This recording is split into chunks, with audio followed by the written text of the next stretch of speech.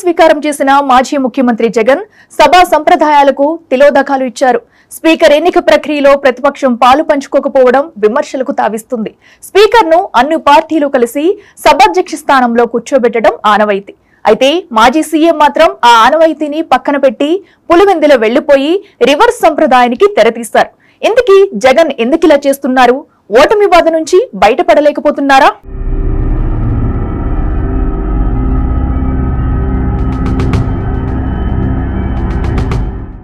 ఘోర పరాజయం దెబ్బకి ప్రమాణ స్వీకారం సందర్భంగా తన పేరునే రెండోసారి చెప్పాల్సి వచ్చింది మాజీ ముఖ్యమంత్రికి. ప్రతిపక్ష నేత హోదా కూడా దక్కక సాధారణ ఎమ్మెల్యేగా అసెంబ్లీలో చేసిన ప్రమాణ స్వీకారానికి రెండో రోజే తిలోదకాలిచ్చారు జగన్.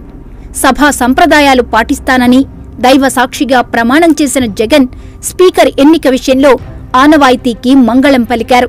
స్పీకర్ బాధ్యతల స్వీకార కార్యక్రమంలో అన్ని రాజకీయ పార్టీలు పాల్గొనడం సభా సంప్రదాయం.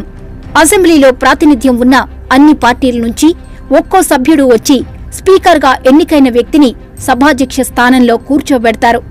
పార్టీ తరపున అభినందనలు తెలుపుతారు.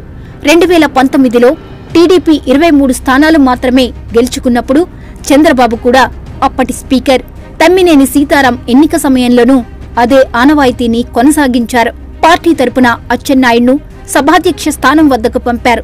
ఆ తరువాత చంద్రబాబు శుభాకాంక్షలు తెలిపారు. కానీ జగన్ మాత్రం ఇప్పుడు తాను రాకపోవడమే కాదు, వైసీపీ ఎమ్మెల్యేలందర్నీ అసెంబ్లీకి దూరంగా ఉండాలని ఆదేశించారు.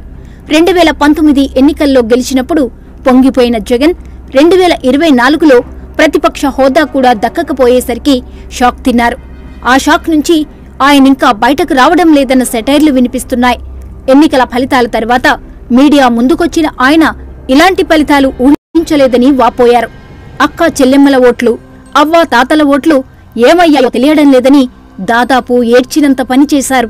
ఓటమిని హుందాగా స్వీకరించలేకపోతున్న జగన్ ఆ క్రమంలో రాజకీయ సంప్రదాయాలు పాటించకుండా రాజ్యాంగబద్ధమైన స్పీకర్ ఎన్నిక ప్రక్రియకు దూరంగా ఉండడం విమర్శల పాలవుతోంది.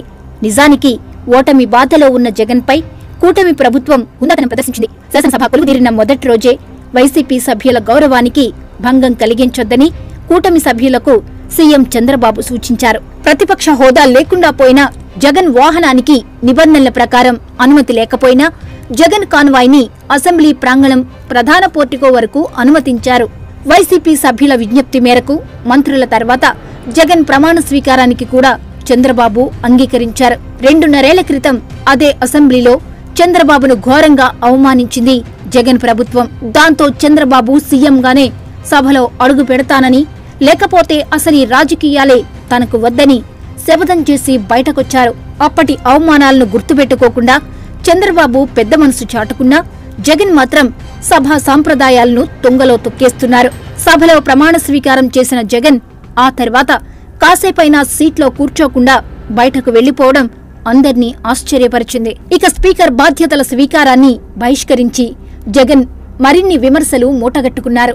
అటు చూస్తే జగన్ వెకిలి నవ్వులతో జగన్ అవహేళన చేసిన పవన్ కళ్యాణ్ని అందరూ ఆకాశానికెత్తేస్తున్నారు. అసెంబ్లీ గేటు తాకనీయమని రోజాలాంటి వారు కూడా ఆనాడు తెగ హడావిడి చేశారు. ఇప్పుడు వారంతా సోషల్ మీడియాలో ట్రోల్ అవుతున్నారు. ఘోర పరాజయం తర్వాత వైసీపీ అధినేత జగన్మోహన్ రెడ్డికి కూడా అడుగడుగునా ఎదురుదెబ్బలే తగులుతున్నాయి. అసలు ప్రతిపక్ష హోదా దక్కకపోవడం, ఆపై విస్తృత స్థాయి సమావేశం నిర్వహిస్తే అంతంత మాత్రమే ఎమ్మెల్యేలు, ఎంపీ అభ్యర్థులు రావడం, ఈ మధ్యలో ఋషికొండ రాజ్మహల్ రహస్యం వెలుగు చూడ్డం, ఇలా ఒకటా రెండా లెక్కలేనన్ని షాకులు తగులుతున్నాయి. దానికి తోడు ప్రభుత్వ స్థలాలు కబ్జా చేసి కట్టుకున్న పార్టీ ఆఫీసులకు టైం దగ్గర పడింది. నిర్మాణంలో ఉన్న వైసీపీ సెంట్రల్ ఆఫీస్ని ఇప్పటికే కూల్చేశారు. 26 జిల్లాల్లో కట్టుకుంటున్న ఆఫీసులకు ఒకటొకటిగా నోటీసులు వెళ్తున్నాయి. అసెంబ్లీ ఎగ్గొట్టి మరీ పులివెందుల పర్యటనకు వెళ్తే రాయలసీమ నేతలు 2-3 తప్ప పెద్దగా పేరున్న నేతలెవరూ ఆయన చుట్టుపక్కల కనిపించలేదు. ఇక సొంత ఊళ్ళో సొంత పార్టీ కార్యకర్తలే ఝలకిచ్చారు. మాజీ సీఎంను చూసేందుకు నాయకులు రాకపోయినా పెద్ద ఎత్తున నియోజకవర్గ కార్యకర్తలు వచ్చారు. అయితే జగన్ను కలవడానికి చాలా మంది కార్యకర్తలు ప్రయత్నించగా వ్యక్తిగత సిబ్బంది, సెక్యూరిటీ అడ్డుకున్నారు. దాంతో సహనం కోల్పోయిన కార్యకర్తలు మాజీ సీఎం ఇంటి అద్దాలు పగలగొట్టారు. వైఎస్ జగన్ డౌన్ డౌన్ అంటూ కొందరు కార్యకర్తలు నినాదాలు చేశారు. ఈ ఊహించని పరిణామంతో వైఎస్ జగన్ సైతం షాక్ అయ్యారట. మరోవైపు పులివెందుల బయలుదేరేటప్పుడు జగన్మోహన్ రెడ్డికి వీడ్కోలు పలకడానికి గన్నవరం విమానాశ్రయానికి ఒక్క ఎమ్మెల్యే కూడా రాకపోవడం చర్చనీయాంశంగా మారింది. తాడేపల్లి నివాసం నుంచి రోడ్డు మార్గాన జగన్మోహన్ రెడ్డి గన్నవరం విమానాశ్రయానికి చేరుకున్నారు. స్థానిక వైసీపీకి చెందిన నాయకులు గాని, ఓటమి చెందిన ఒక్క ఎమ్మెల్యే గాని రాలేదు. అధికారంలో ఉన్నప్పుడు పరదాలు కట్టించుకుని తిరిగిన జగన్ పరిస్థితి అలా అయిపోయిందిప్పుడు.